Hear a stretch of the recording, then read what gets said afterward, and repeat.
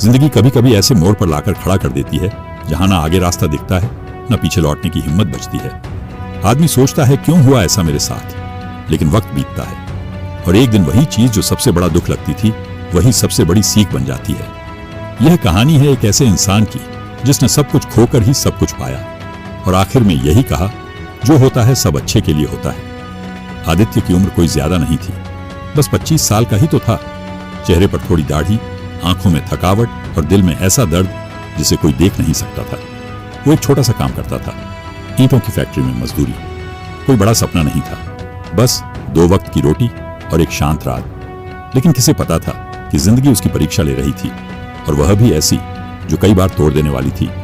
आदित्य के माँ बाप का कोई पता नहीं था, किस हाल में बिछड़ गए यह भी याद नहीं, किसी अनाथालय ने पाला था। फिर 12 साल की उम्र में ही वह वहां से निकल गया।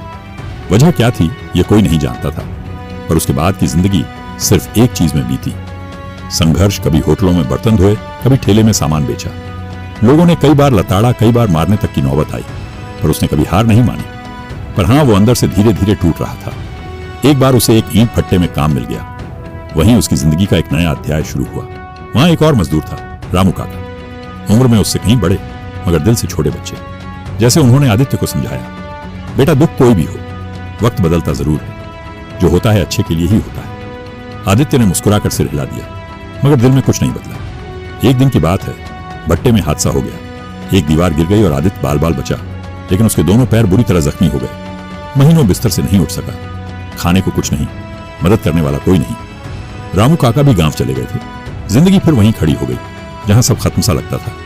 पर इसी अंधेरे में एक नया उजाला हुआ। पास की झुग्गियों में एक बूढ़ा फोटोग्राफर रहता था, दयाराम जी। उन्होंने आदित्य की हालत देखी और उसे अपने पास बुला लिया। बोले, बेटा तू क्या करता है? आदित्य ने कहा, अब तो कुछ नहीं कर सकता। दयाराम जी मुस्कुराए, चल मैं तुझे कुछ सिखाता हूं।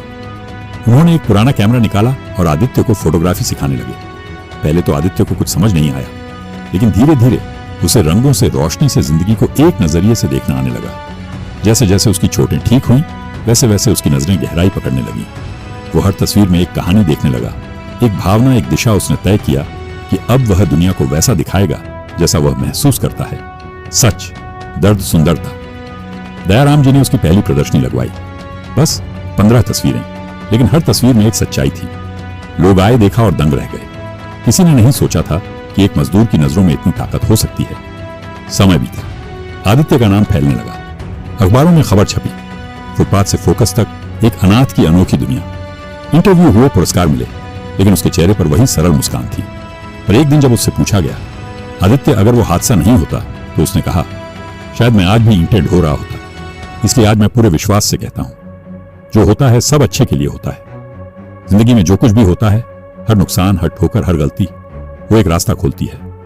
उस वक्त लगता है कि सब बर्बाद हो गया, लेकिन वक्त के साथ समझ आता है कि वही मोड़ हमें हमारी मंजिल तक ले गया। अगर आदित्य का पैर ना टूटा होता तो शायद वह कभी फोटोग्राफी नहीं सीखता। अगर भट्टे की दीवार ना गिरी होती तो शायद वह आज भी धूल में दबा होता। इसलिए जब भी जिंदगी तुम्हें तोड़े गिराए या रुलाए, एक बार ठहर कर सोचो, शायद यह सब मेरे अच्छे के लिए हो रहा है। क्योंकि जिंदगी हमेशा आसान नहीं होती, पर जो भी होती है वह हमें कुछ सिखाने और आगे बढ़ाने के लिए होती है। अगर इस कहानी ने आपके दिल को छुआ हो तो एक बार लाइक जरूर करें। कमेंट में लिखें, जो होता है सब अच्छे के लिए होता है। और इस प्रेरणा को फैलाने के लिए वीडियो को शेयर जरूर करें।